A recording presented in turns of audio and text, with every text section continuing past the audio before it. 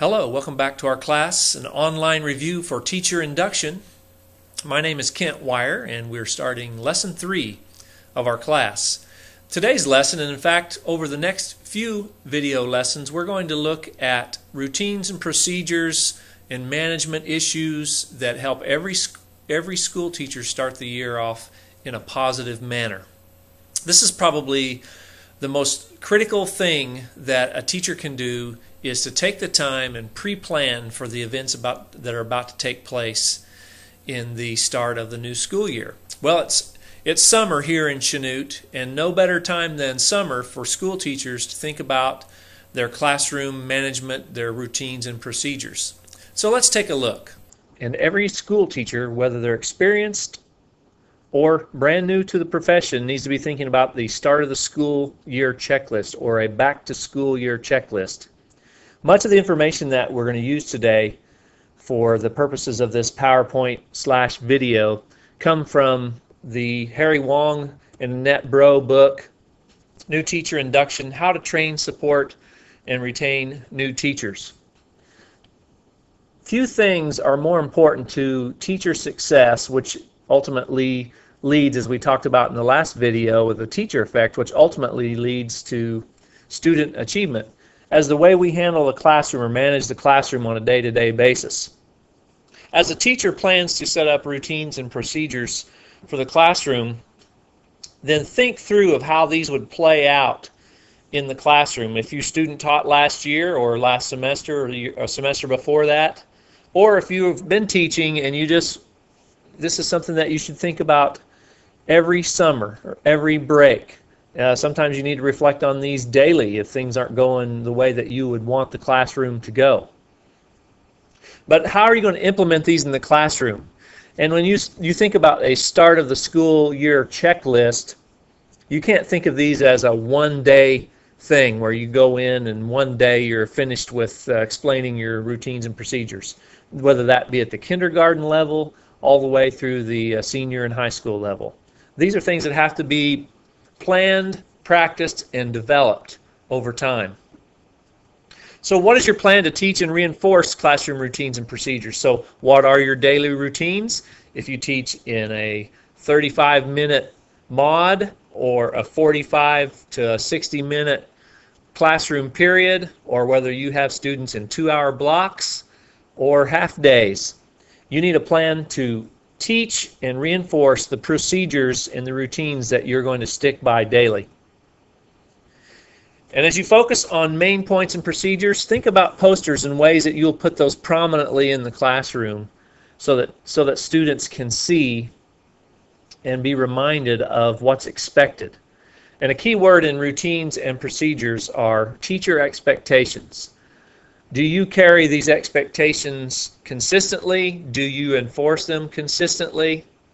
This is something that really takes a lot of thought and will develop through time. Be sure and share your ideas with a trusted teacher or a mentor. Some items to consider for your routines and procedures, just a few.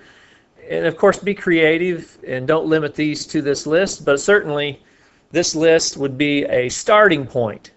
And as you look at each item on the list, think about how you would deal with the situation when students veer from your expectation for that routine, when students veer from your expectation from that procedure. What are you going to do? How are you going to deal with that?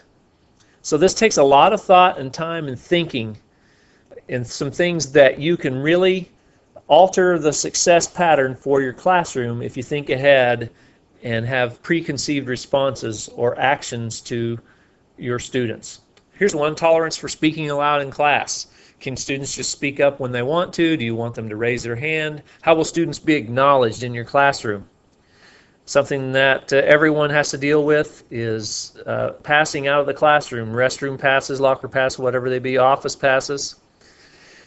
Think about a routine of putting the homework up and having that posted in the same place every day. Are you going to accept late work? And if so, you're going to need to be consistent. This is something sometimes that new teachers can't determine on their own. There might be a building norm or a building expectation set by the principal, and in some small school districts perhaps even set by the school board, of how you're going to deal with homework and accepting late work. These are things that you need to think about ahead of time. What's tardy, what is not? Teacher from door to door, room to room might have a different definition of what's being late to my class. Some teachers say you have to be in the door by the time the bell rings. Some teachers say that your seat has to be in your chair by the time the bell rings. There's no right or wrong answer for that, except you need to know what is going to be considered late, what's not going to be considered late, and share that expectation with your students. These little things do count. These little things do matter, so think ahead. There's going to be a consistent message throughout this PowerPoint, and that is, think ahead. How are you going to deal with the situation as it arises? Think now, so that when the situation does arise, you're ready to respond. What are your rules for working in groups? This is a very important thing, and it's 21st century skill is learning to work together, and working in groups is a key part of active learning and moving from a continuum of passive learning to active learning. And when you work in groups, there has to be some organization to it, and how are you going to do that? So rules for working in groups. Congenial criticism, that is respecting opinions of others. I would encourage every teacher, whether they are a new teacher or an experienced teacher, to consider the use of congenial criticism in their classroom. And that is, have students reinforce their classmates' responses. For an example, Billy, I really don't agree with Billy on that, Mr. Wire, but I do think that he's put a lot of thought into that. You know, that sounds kind of like an adult response. Sometimes even maybe that's even beyond what might be expected as an adult response. But expecting these high-level remarks that require thinking from your students can be a very powerful thing in your classroom. So congenial criticism. At a minimum, however, we want to look at respecting the opinions of others, respecting their space, respecting their ideas, and being tolerant of such. Plan ahead for that. You're going to deal with that early on in your teaching career. Something as simple as paper headings. How are students, where do you want their name? How do you want them to title a paper, if that's appropriate in your classroom? Paper headings. What are you going to accept as legible? Do you accept anything that you can possibly read, or any kind of scratching, so to speak? So those things all need to be conveyed to your students early on in the school year. Not only conveyed, but practiced over and over. There may be some others that you would think of that you should add to this list. I would encourage you to take a look at this list so far on routines and procedures.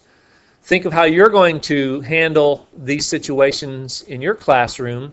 How are you going to teach these situations to your class? How are you going to practice these situations in your classroom? And then what other things are you going to add to this list of routines and procedures? Well, there you have some ideas in getting started on your start of school year checklist. I hope that the things in this video provide some guidance or some help in getting started on this very important task.